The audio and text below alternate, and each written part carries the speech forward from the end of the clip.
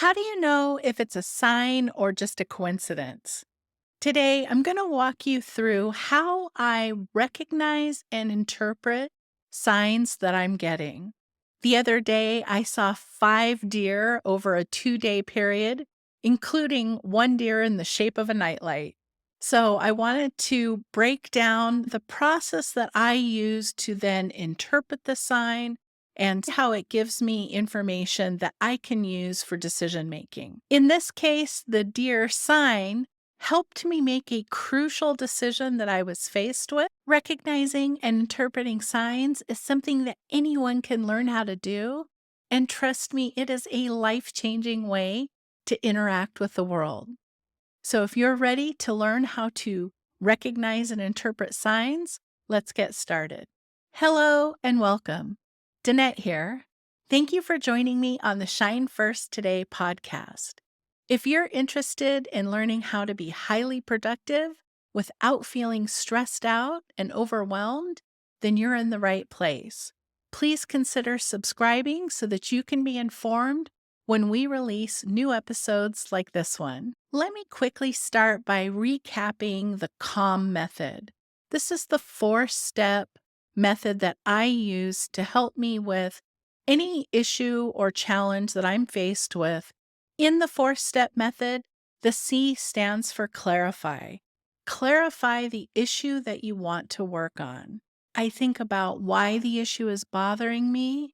What is it exactly that I'm worried about? And is this my issue to solve, or am I actually just worried about somebody else in my life that I love? So, the very first step is to clarify the issue I want to work with. And then I give the issue a nickname because I don't want to spend any time thinking about the situation that has already happened in the past or anticipating what's going to happen in the future. Giving a situation a nickname is such an important point. I used to think that agonizing over something that's happened in the past or anticipating something that was going to happen in the future was how to solve a problem. And in fact, neither one of those methods worked for me. I just get clear about what the issue is and give it a nickname. The A in the CALM method stands for ask. Once I'm clear about the issue that I'm working on, I take a minute and ask for guidance. I do this either by thought or by writing it down in a journal. And I just think the question to myself, I need help with this situation. I say the situation's nickname and thank you to the universe and to my internal guidance system. I say thank you and I love you. And I say, this is Danette. Again, I do it either by thought or by writing it down in a journal. The L in CALM is what we're going to focus on today. The L stands for look and listen. So once you've asked for guidance from your internal guidance system, then you want to look and listen for the signs and symbols for your answer. You're going to find the answer to the question in the signs. And that's the fun part. That's what we're going to focus on today is how to recognize a sign and interpret it. The M in the CALM method stands for make a decision. Once you have clarified your issue, you've asked for guidance, you've received guidance, now you're going to decide in the 4th step, M, you're going to make a decision. You always have free will. You always have a choice to make. You can receive guidance and you can choose not to take it. You are always the one in control. The fun part about if you get guidance and you choose not to follow it, it's okay.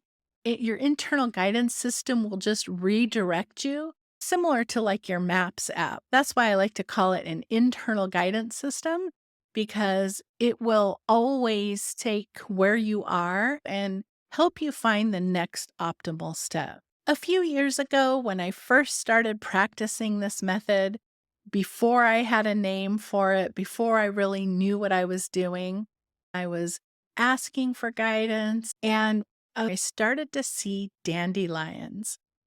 And I saw dandelions in the backyard and on a calendar and in a book someone showed me. And every time I turned around over a several week period, I saw dandelions. I said to myself, could the dandelion be a sign?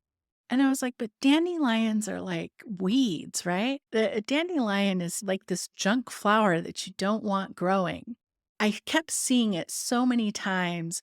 I stopped and I just searched, what is the spiritual meaning of a dandelion? And the answers that came back were amazing. A dandelion is resilient.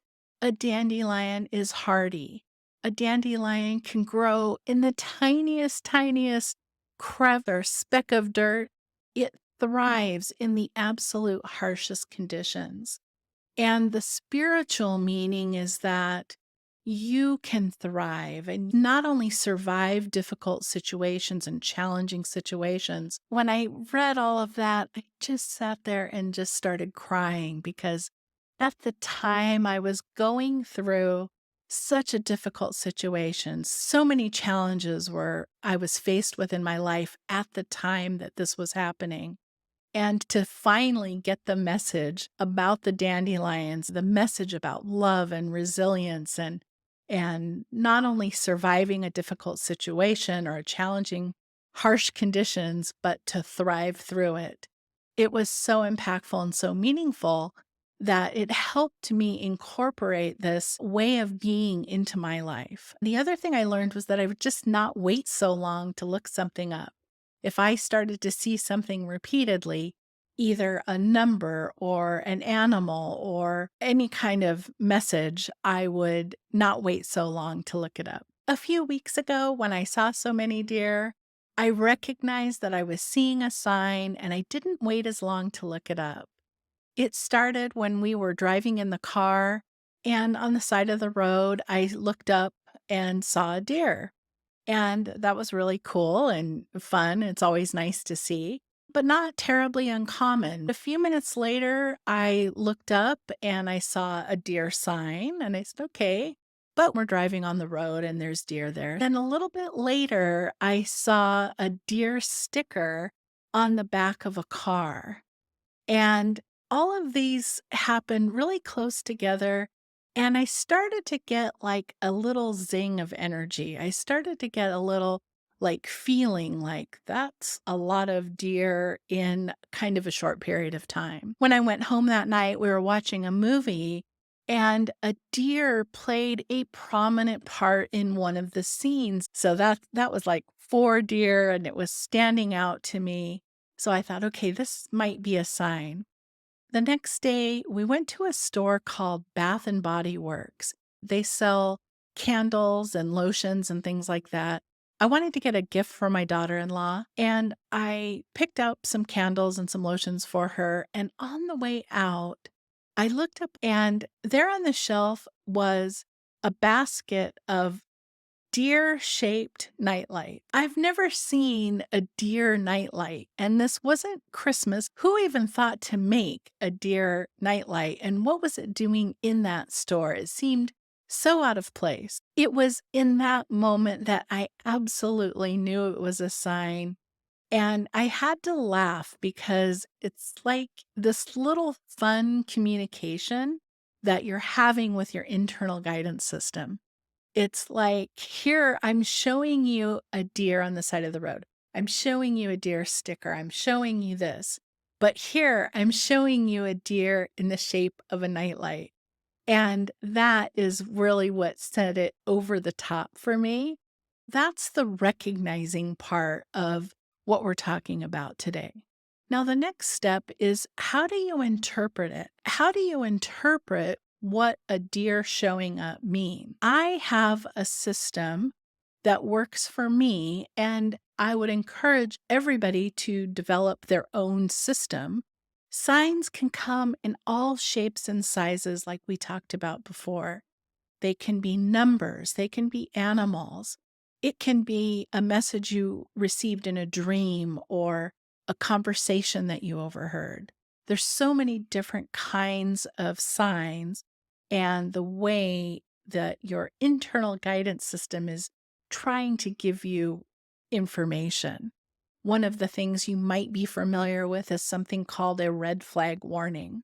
We all know what that is. A red flag warning is when it is clearly a bad idea to proceed, but sometimes, even if we have a red flag warning, and I've done this myself, we still proceed. And as my husband said, pay the price, right, for going against guidance. And my theory here was, do we have to wait until we get a red flag warning?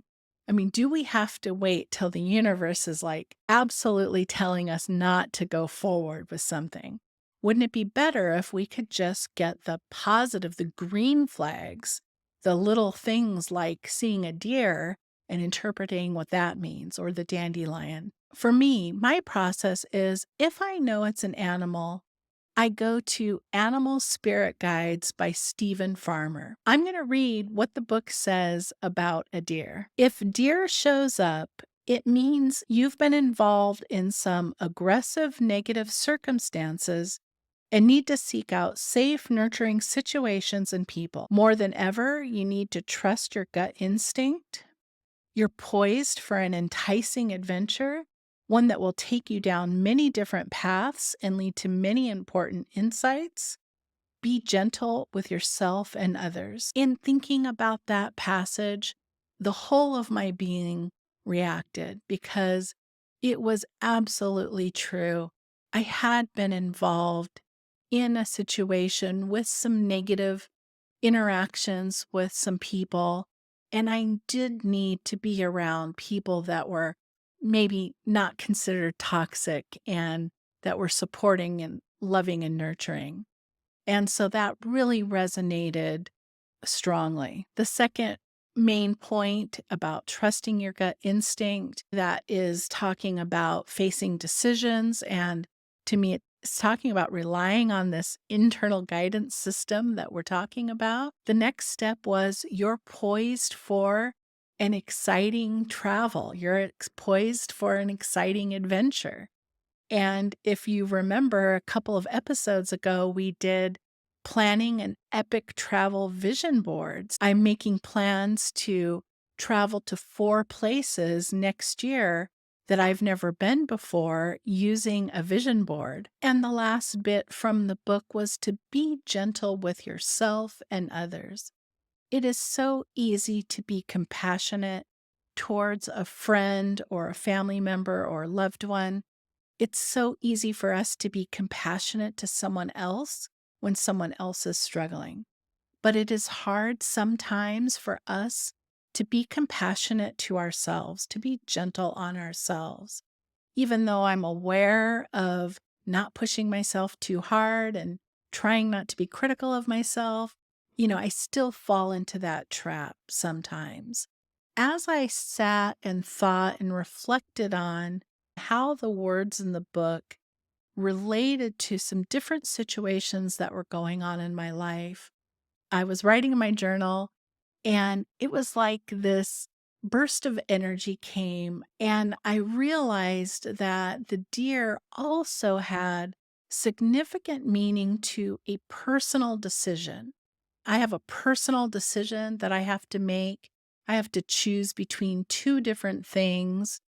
And the deer is absolutely connected to one of the two choices. Now that I have the guidance, then the next step will be for me to actually make a decision.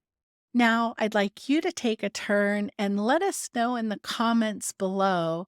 Do you look for signs when you have big decisions to make? If you haven't seen it yet, I'll link to the Epic Travel Vision Board episode here. Thank you so much for joining us today. I hope the rest of your day is amazing, and I will see you in the next episode.